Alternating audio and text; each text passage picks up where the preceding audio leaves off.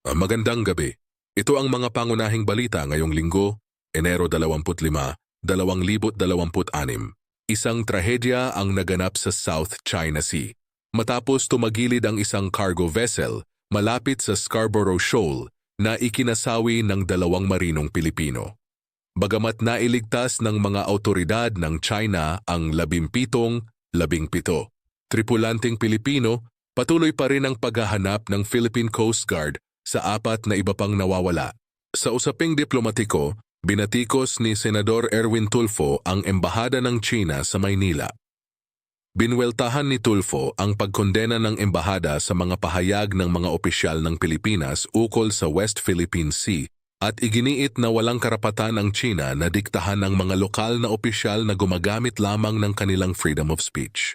Sa ating financial headlines, isang magandang balita para sa mga manggagawa sa kapital. Inaasahang tataas ng 800 piso ang buwanang sahod ng mga kasambahay sa Metro Manila upang makatulong sa tumataas na gastusin sa pamumuhay. Samantala, nakakuha ng malaking tulong ang Clark Freeport Zone para sa green energy.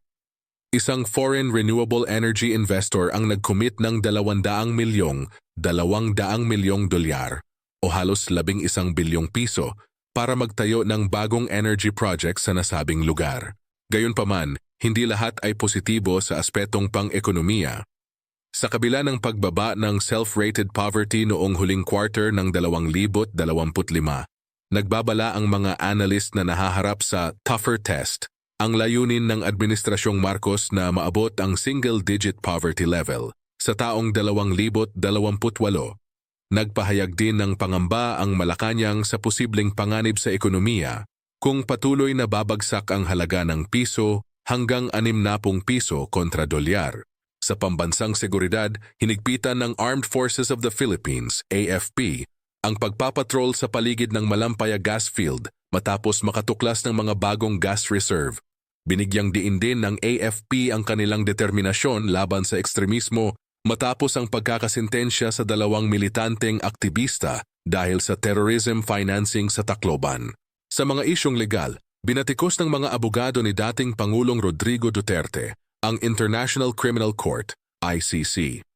Inakusahan ng Defense Counsel ang ICC prosecutor ng pagtatangkang kumuha ng second bite of the cherry o ang iligal na muling pagbubukas sa mga isyu ng jurisdiksyon na ayon sa kanila ay napagpasyahan na ng korte. Sa mababang kapulungan, sinabi ni Representative Luistro na maaaring buksan muli ng Senado ang impeachment trap laban sa Vice Presidente kung papayagan ng Supreme Court ang isang nakabinbing apela. Isang mahalagang tagumpay para sa kalusugang pampubliko. Iniulat ng Department of Health, DOH, na mahigit 1 milyon bata na sa Mindanao ang nabakunahan laban sa tigdas at rubella sa unang linggo pa lamang ng Ligtas Tigdas campaign. Katumbas ito ng mahigit sa 1/3 bahagi ng target na populasyon para sa unang yugto ng programa.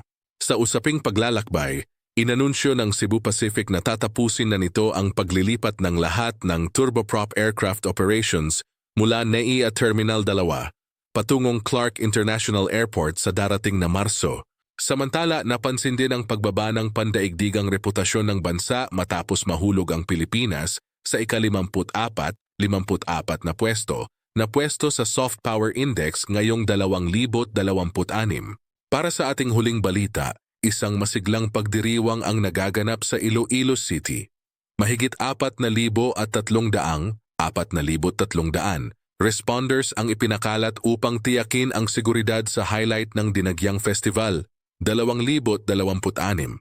7 tribo ang nakatakdang magtagisan ngayong araw sa isang cultural showdown na dinarayo ng libu-libong turista.